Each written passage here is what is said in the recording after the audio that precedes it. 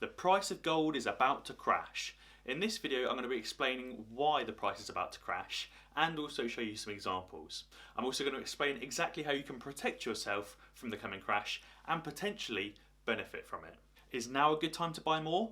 Should I hold? Or maybe even sell? Hopefully in this video I'll be able to answer these questions for you. And as always guys, if you've got any further questions, be sure to leave them down in the comments below and I'll answer them whenever possible. So to start with, I want to do a little technical analysis on the price of gold. Here we can see this giant steady rise in 2011, which was a great time for gold. The world wasn't really in a good spot after the 2008 recession, and most people, or most investors, turned to gold. Investors had lost faith in the centralised world we now live in. Governments had given too much power to the big banks and were effectively at their mercy, and their only response to a problem was to print more cash, further devaluing their currency. This caused a massive problem for investors because their cash was just becoming worth less and less. As a result, they needed somewhere to store this cash, and an obvious choice was to invest in precious metals like gold. Investors were bundling into gold faster than miners and processors could produce it.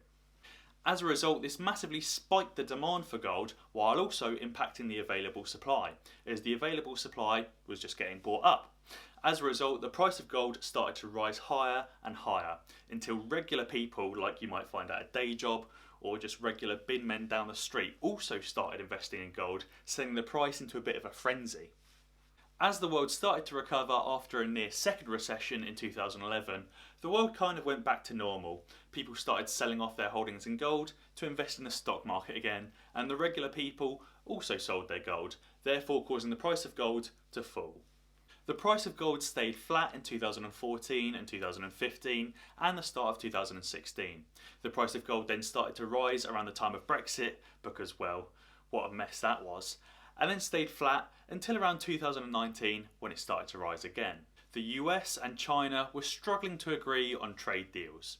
Interest rate cuts were just around the corner and the levels of debt in the world were absolutely huge. People knew that a recession was coming, but they just didn't know when or how. So the price of gold started back on the rise, and especially since the news of the pandemic broke, which has had a massive effect on the world, the price of gold has gone absolutely crazy, breaking past those 2011 highs and setting new highs never seen before. Now over the last few weeks, the price of gold has had a slight pullback. 2011 highs were around £1,150 an ounce. This soared all the way up to £1,600 an ounce and has pulled back to £1,450 an ounce, or give or take. The only thing that concerns me is that this chart looks all too familiar. Now if I show you this chart instead, it looks great. There were some highs set back here after a long plateaued period. There were some more highs set shortly afterwards, and then we just had this big explosion all the way to the moon. People were investing in this product left, right and centre, and not just investors, but regular people like bin men or just regular teachers were also investing in it as well, because it was almost a guaranteed way to become a millionaire, because there was absolutely no chance of this price slowing down. Then we had a slight pullback. That's okay, it's necessary, and the price just went straight back up again. Told you so. But then all of a sudden this massive crash happened. Bitcoin of 2017 had happened and the price fell down almost to exactly where the rise first started. Could this be what's in store for gold? Well, let's find out. As I'm sure you know by now, I don't just like to do a little bit of technical analysis and then say it's fact and then it's guaranteed to happen. So let's look at the fundamentals. If you're enjoying the video so far, be sure to drop a like down below and subscribe to the channel if you haven't already. Now let's get back to the video.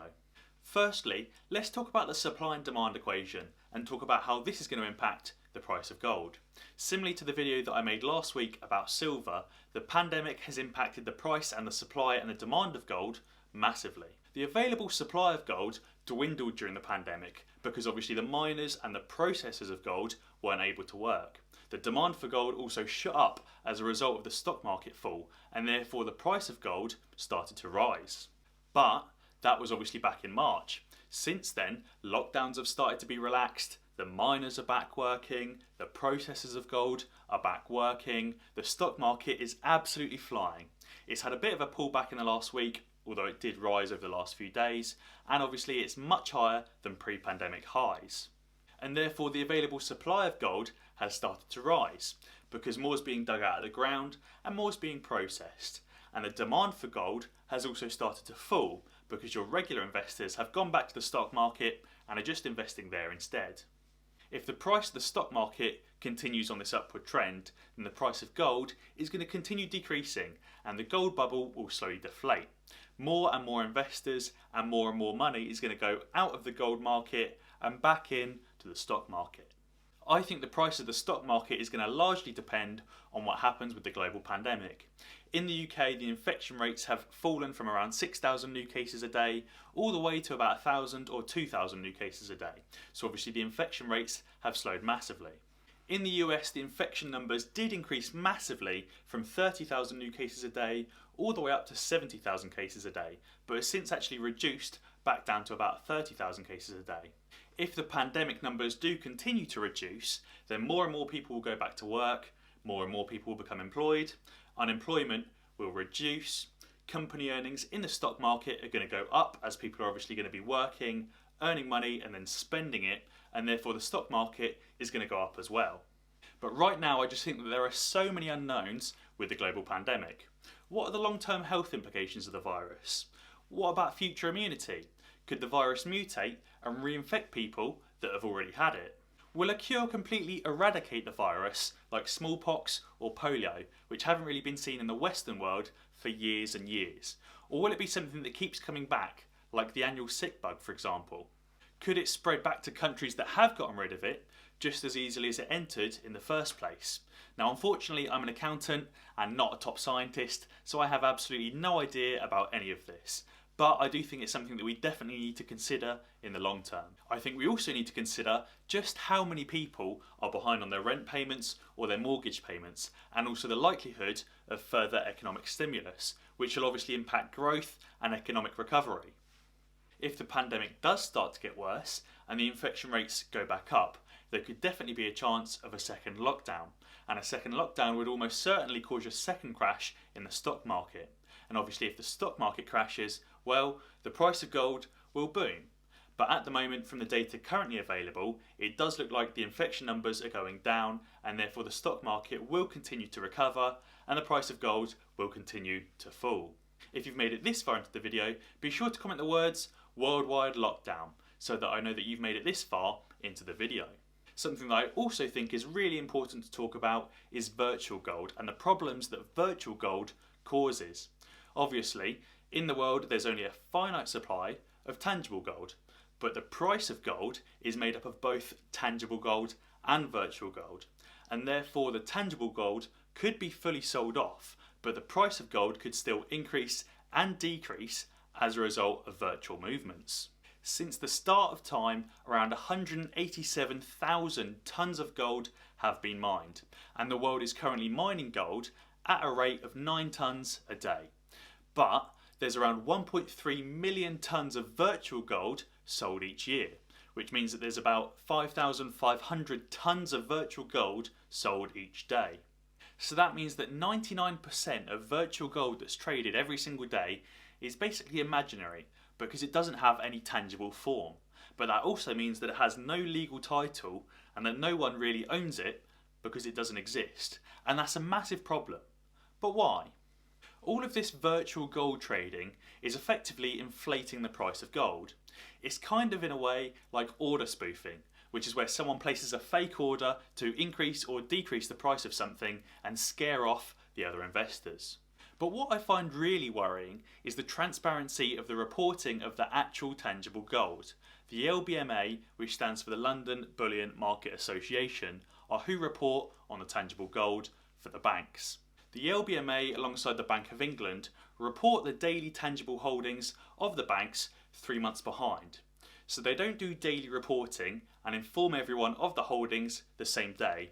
They inform people 3 months later. Now this is set to reduce to only a month behind.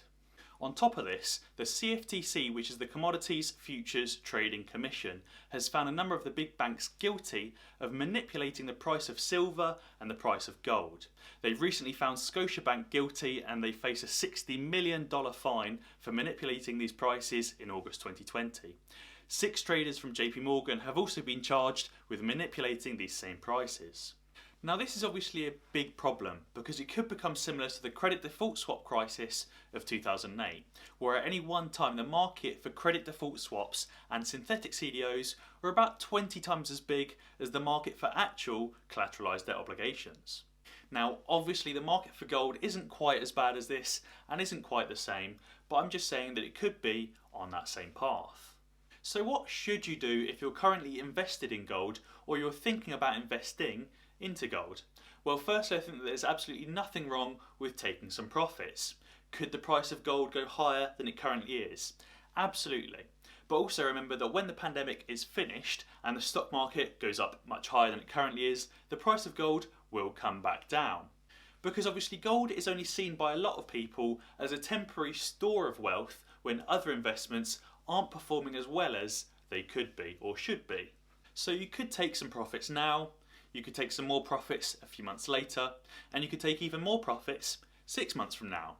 As an investor, you don't have to time the perfect bottom to buy and the perfect top to sell, because chances are you'll just be the one left carrying the bag when the price of gold takes a big old steaming hot dump.